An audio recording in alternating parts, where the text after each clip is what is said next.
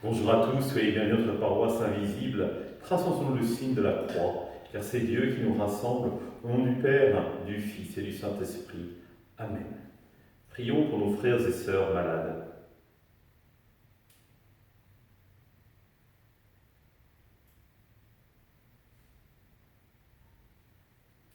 Prions pour les soignants et tous ceux qui œuvrent pour le bien commun.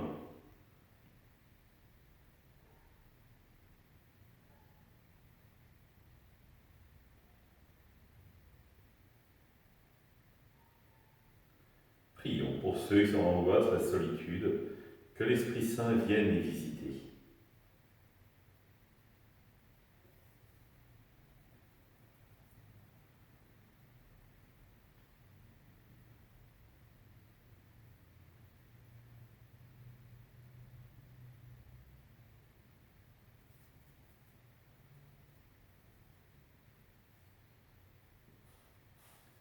Pour manifester notre communion, je vais maintenant allumer cette bougie au cierge pascal.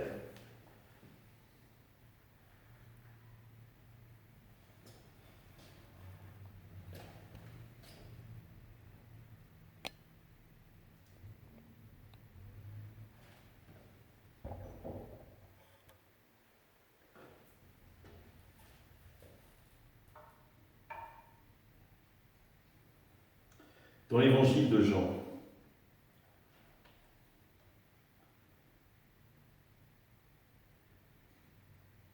or, l'un des 12 appelé Didyme, c'est-à-dire jumeaux, n'était pas avec eux quand Jésus était venu.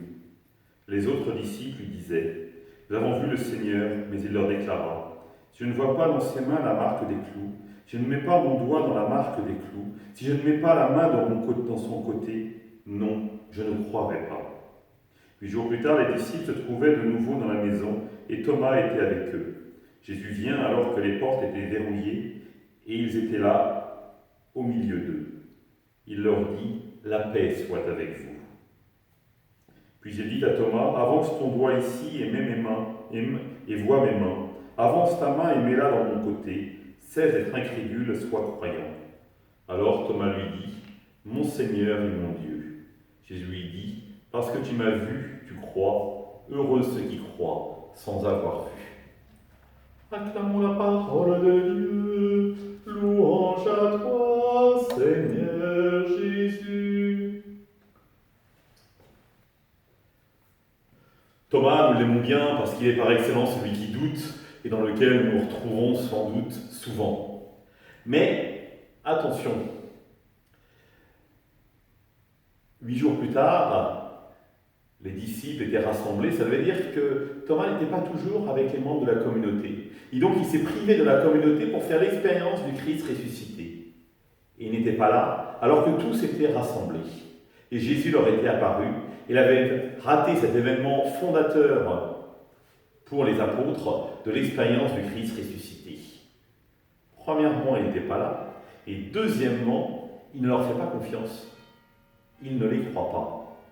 Terrible si on y réfléchit. Ça fait 3 ans qu'il chemine avec eux. Il avait entendu lui aussi que le Christ avait annoncé qu'il ressusciterait le 3e jour. Ses amis sont là.